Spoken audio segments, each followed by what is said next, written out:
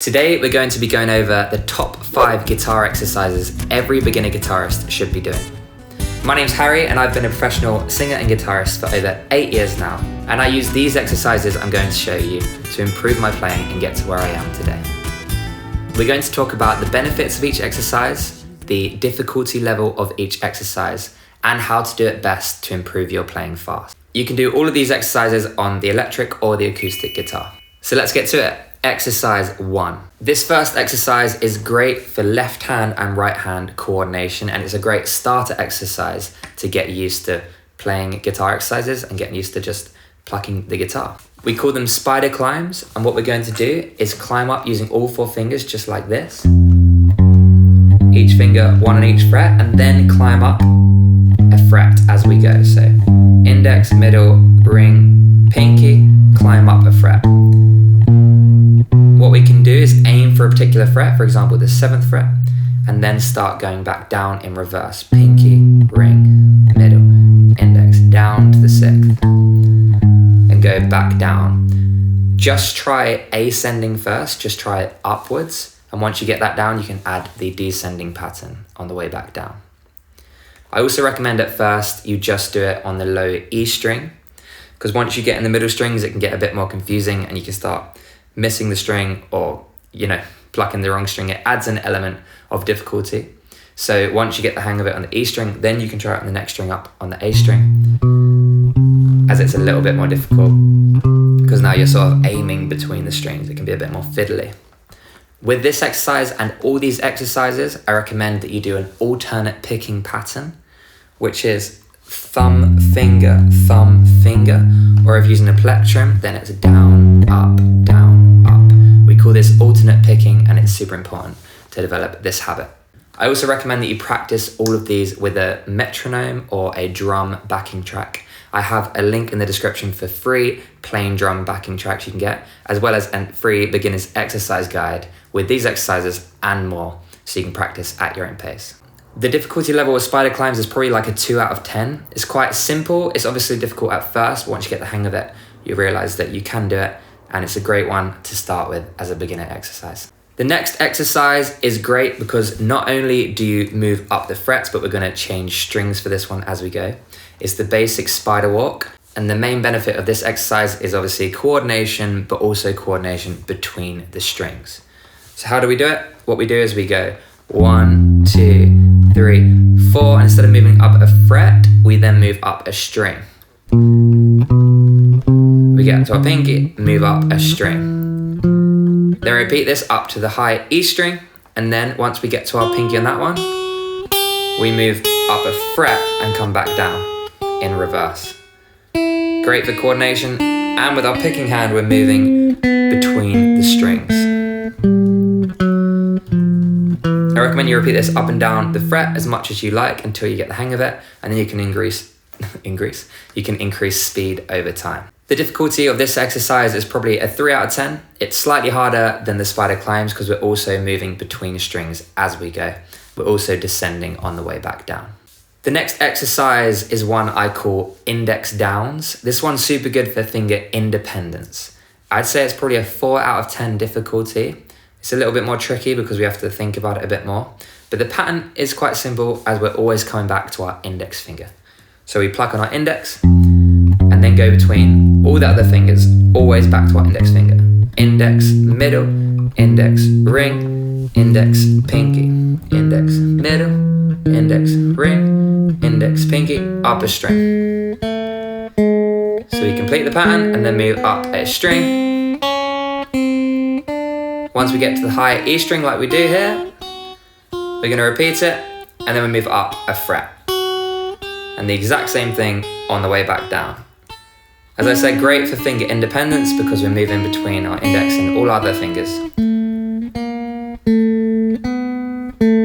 You get the idea. All these exercises build on top of each other and lead to this fundamentally important exercise and scale. A little bit of theory here in exercise 4. We're going to do the minor pentatonic scale. Don't worry if you don't understand how to apply this scale just yet, but just trust me when I say get this pattern into your head and memorized. The pattern goes, let's do it on the 5th fret. This will be a A minor pentatonic scale in the position 1. Again, don't worry too much about the words pentatonic, position 1. Just get this pattern down. We're going to go on fret-wise, 5, 8, 5, 7, 5, 7, 5, 7, 5, 8, 5, 8. I'll put the pattern on the screen. You can kind of see it's like almost a reflection, except there's 2 like bigger ones on the higher strings and only 1 on the low string. And in the middle, there's like a medium-sized gap.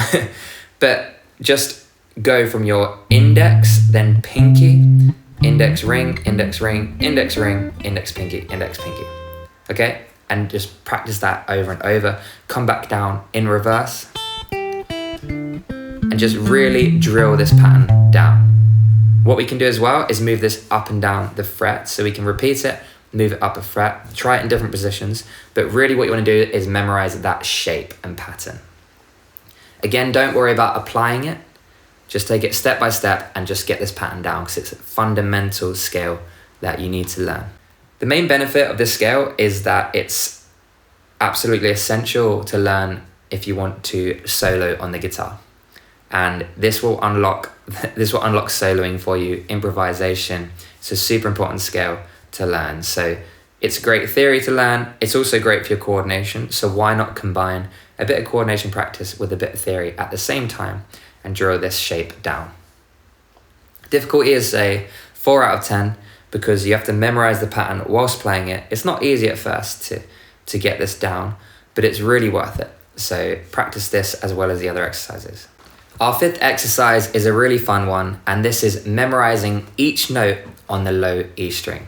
This is a bit of a game more than an exercise, but what I recommend you do is you close your eyes, put your finger on a note, look at it, and then try and shout out loud, that is a C. Obviously, if you've never learned the notes on the low E string, you're not gonna know what each note is.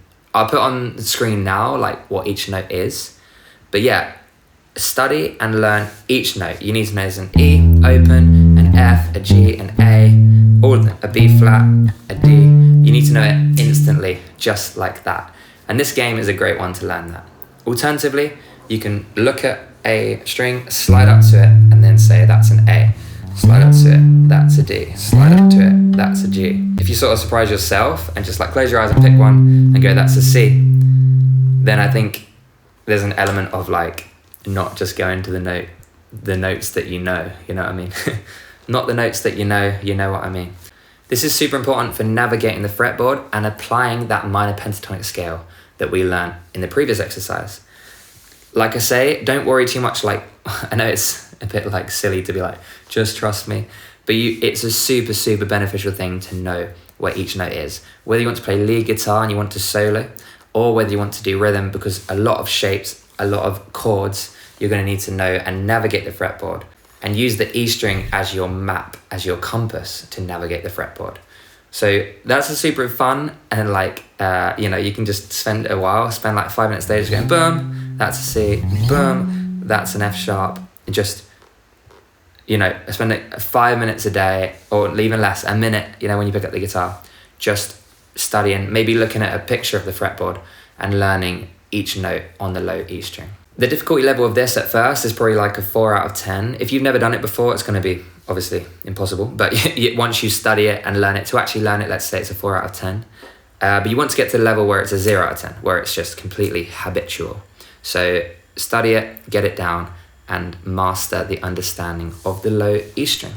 Those are the top 5 exercises for beginner guitarists. You can grab my free beginner exercise guide in the description box below if you want more exercises just like this and you want to study them at your own pace. And if you want a practice routine that does many of these exercises and more, I'll put one on the screen right now.